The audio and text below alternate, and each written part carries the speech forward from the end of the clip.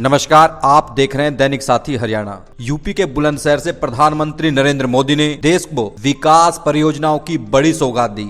इसी कड़ी में हरियाणा के रेवाड़ी का नाम भी जुड़ गया। प्रधानमंत्री ने वीरवार को न्यू रेवाड़ी व न्यू खुर्जा रेलवे स्टेशन से मालगाड़ी को वीडियो कॉन्फ्रेंसिंग के जरिए हरी झंडी दिखाकर रवाना किया। अपने संबोधन में प्रधानमंत्री नरेंद्र मोदी ने कहा कि मीडिया की ओर से कहा जा रहा था कि 25 जनवरी को पीएम लोकसभा चुनाव का बिगुल फूकेंगे, लेकिन वह विकास का बिगुल फूंकने में विश्वास रखते हैं। वहीं गुरुग्राम सांसद केंद्रीय राज्य मंत्री राव इंद्रजीत सिंह की गैर मौजूदगी भी लोगों में चर्चा का विषय बनी रही। वहीं न्यू रेवाड़ी रेलवे स्टेशन पर आयोजित कार्यक्रम में मौजूद हरियाणा के सहकारिता एवं जन स्वास्थ्य मंत्री डॉक्टर बनवारी लाल ने कहा कि प्रधानमंत्री ने हरियाणा के साथ देश को बड़ी सौगात दी है। डेडिकेटेड फ्रेट कॉरिडोर का यह सेक्शन पूर्व से पश्चिम को जोड़ने का काम करेगा। यह डेडिकेटेड फ्रेट कॉरिडोर का 173 किलोमीटर लंबा सेक्शन है। वहीं उत्तर पश्चिम रेलवे के डीआरएम विकास परवार ने बताया कि डेडिकेटेड फ्रेट कॉरिडोर का यह खंड रेलवे के इतिहास में एक मील का पत्थर साबित होगा। वहीं रेलवे जंक्शन को लेकर कहा कि रेलवे जंक्शन अमृत योजना के तहत विकसित किया जा रहा है। आने वाले दिनों में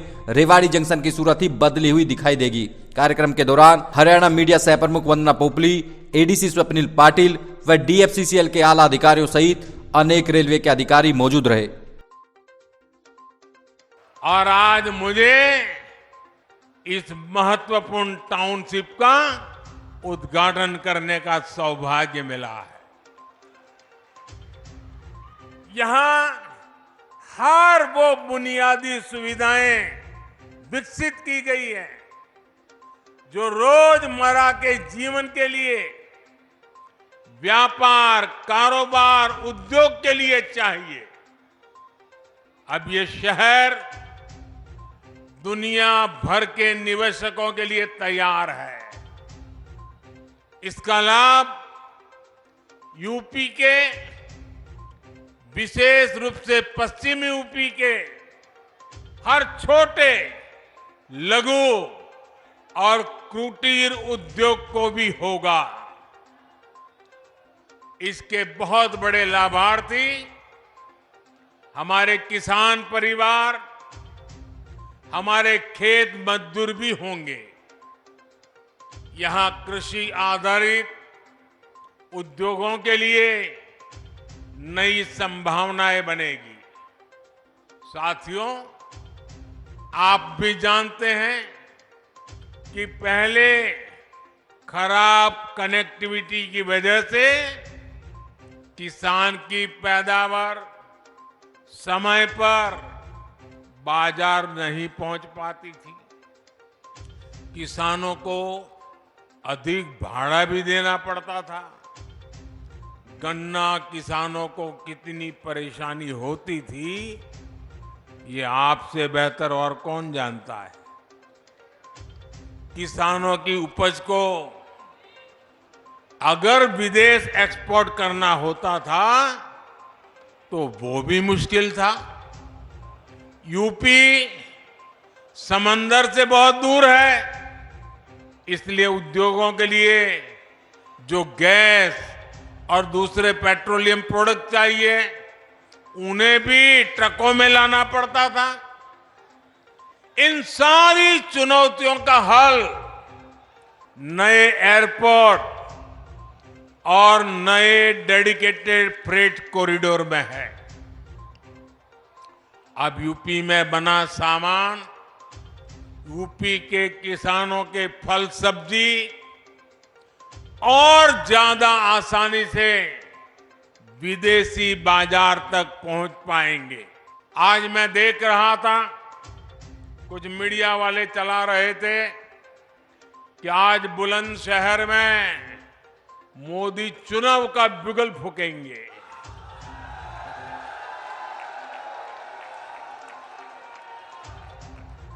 मोदी तो विकास का बिगुल फूंकता रहता है।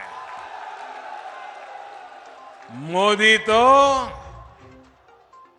समाज के आखिरी व्यक्ति के कल्याण के लिए बिगुल फूंकता रहता है।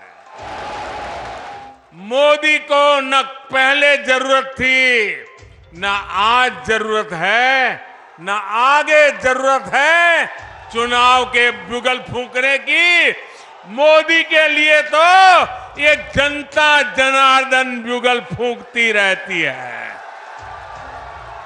और जब जनता जनार्दन बुगल फूंकती है तो मोदी को अपना समय उस बुगल फूंकने में नहीं लगाना पड़ता, उसको तो अपना समय जनता जनार्दन के चरणों में बैठ करके सेवा भाव से काम करने में उसका समय लगा रहता है।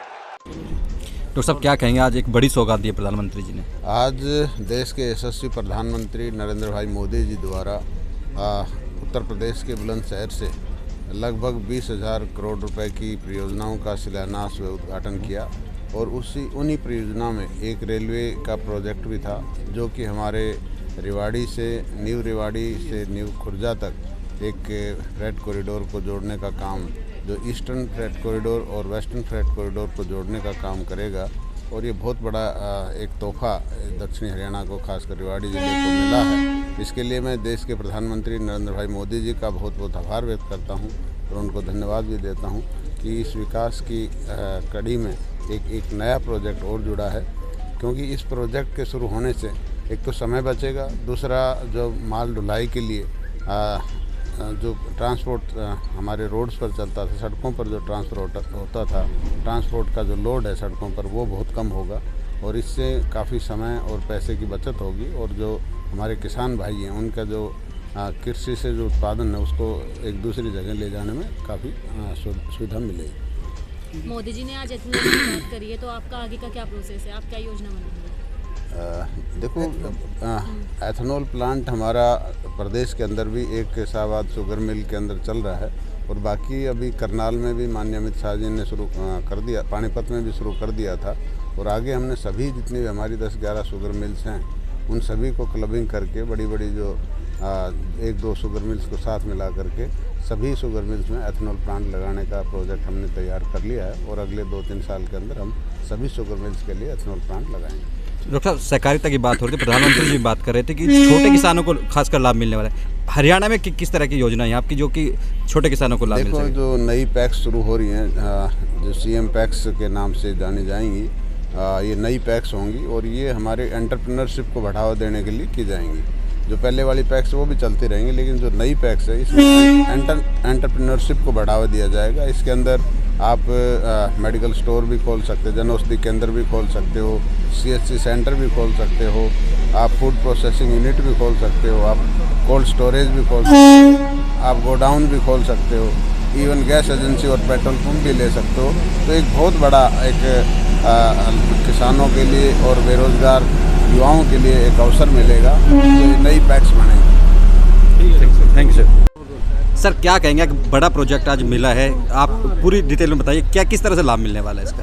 देखिए, जो डेडिकेटेड फ्रेट कॉरिडोर का eastern part, eastern dedicated freight corridor और वेस्टर्न डेडिकेटेड फ्रेट कॉरिडोर के बीच आज कनेक्टिविटी इस्टेब्लिश हुई है। न्यू रेवाड़ी से न्यू खुर्जा के बीच में जो कनेक्टिविटी बहुत समय से प्रतीक्षित थी, वो उसका आज माननीय प्रधानमंत्री जी ने राष्ट्र के प्रति लोकार्पण किया है। इस प्रोजेक्ट से ट्रेन्स की मूवमेंट में बहुत सहायता मिलेगी। जो हमारा इंडियन रेलवेज़ का जो नेटवर्क था, स्पेशली दिल्ली के अराउंड जो एरिया है, उसमें जब मालगाड़ी वहाँ से गुजरती थी तो बहुत ही वो ट्रैक को कंजेस्ट करती थी, वो सारा ट्रैक हमारा डीकंजेस्ट हो जाएगा। हम ट्रेन न्यू रेवाड़ी से सीधा दादरी होते हुए न्यू खुर्जा तक पहुँचाएँगे।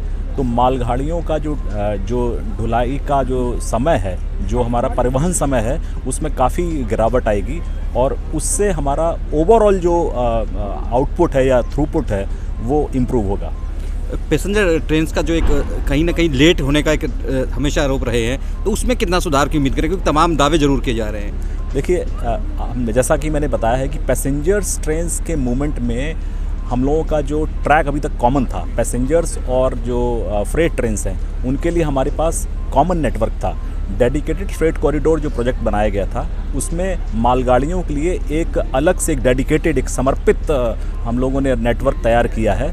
और जब ट्रेनें dedicated freight train specially dedicated freight corridor में डाइवर्ट होंगी तो पैसेंजर्स ट्रेन्स के मूवमेंट के लिए भारतीय रेलवे के नेटवर्क में काफ़ी अच्छा पाथ और काफ़ी अच्छा हमें नेटवर्क मिलेगा। उससे हम लोग पैसेंजर्स की पंक्चुअलिटी में इम्प्रूवमेंट लाएंगे। एक सर रेलवे जंक्शन हमारा रेवाड़ी का है, उसको लेकर सिक्योरिटी को तमाम कुछ तरह से प्रोजेक्ट पेंडिंग चल रहे थे, उसमें क्या अभी सुधार और क्या चल रहा है अभी?